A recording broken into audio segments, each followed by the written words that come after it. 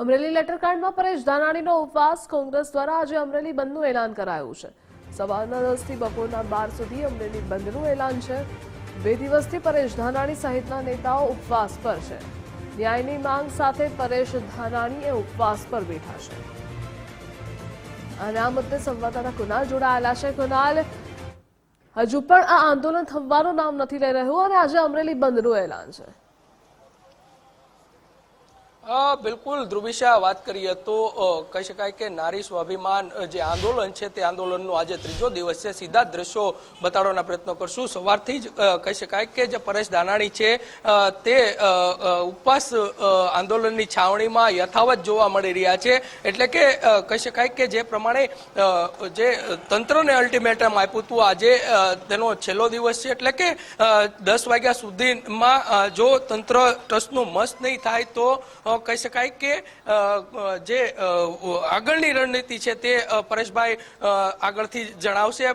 પરંતુ હાલ વાત કરીએ તો અમરેલી બંધનું પણ એલાન છે તે આપવામાં આવ્યું છે। સીધા દ્રશ્યો બંધના પણ બતાડવાના પ્રયત્નો કરશું। જોઈ શકાય છે કે સંપૂર્ણ અમરેલી છે તે અમરેલી બંધ જોવા મળી રહ્યું છે, કેમ કે હજી 8:30નો સમય છે અને આ પ્રકારે સ્વયંભૂ જે અમરેલી બંધ છે તે બંધ જોવા મળી રહ્યું છે। બીજી તરફની વાત કરીએ તો 10 વાગ્યા બાદ ચોક્કસથી ખ્યાલ આવશે કે કઈ પ્રકારે આ આંદોલનને કઈ જગ્યાએ એનો વેગ આપવામાં આવે છે, કેમ કે તંત્ર હજુ સુધી ટસનું મસ્ત નથી થઈ રહ્યું ને તેને લઈને ચોક્કસથી આજે અમરેલી બંધનું પણ એલાન આપવામાં આવ્યું છે। અને તેના જ ભાગરૂપે અત્યારે અમરેલીની અલગ અલગ જે બજારો છે તે બજારો પણ બંધ જોવા મળી રહી છે। એટલે કે દીકરીને ન્યાય અપાવવા માટે પરેશ ધાનાણી જે છે તે ઉપવાસ છાવણીમાં બેઠા છે, તેની સાથે અમરેલીની જનતા પણ સ્વયંભૂ રીતના જોડાય હોય તેવું સ્પષ્ટપણે લાગી રહ્યું છે।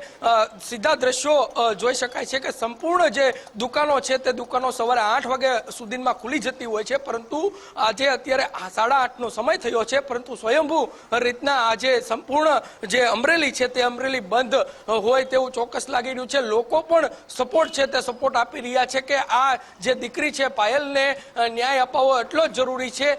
ફરી દ્રશ્યો બતાડશું। જોઈ શકાય છે કે પોલીસ બંદોબસ્ત, ચુસ્ત પોલીસ બંદોબસ્ત પણ અહીંયા ગોઠવવામાં આવ્યો છે। એલસીબી, એસઓજી સહિતના જે પોલીસ સ્ટાફ છે અમરેલીનો તે અત્યારે કહી શકાય કે આ પ્રકારે જે બંદોબસ્ત છે તે બંદોબસ્તમાં પણ જોતરાયું છે। સાથે વાત કરીએ તો સંપૂર્ણ જે કહી શકાય કે અમરેલીની સાથે સાથે કોંગી જે નેતાઓ છે તે નેતાઓ પણ આ ઉપવાસ છાવણી છે ત્યાં આગળ આવી અને પરેશભાઈ ધાનાણી છે તેઓને સપોર્ટ આપી રહ્યા છે। ગઈકાલે રાત્રે વાત કરીએ તો તેમના માતા છે તેના માતા પણ અહીંયા તેમને આશીર્વાદ આપવા માટે પહોંચ્યા હતા ને કહી શકાય કે તેમના માતાએ પણ આશીર્વાદ આપ્યા છે કે દીકરીને ન્યાય મળે તે માટે અહીંયા આગળ જે પરેશભાઈ આ ઉમદા કાર્ય કરી રહ્યા છે ને તેને આશીર્વાદ પણ મળ્યા છે।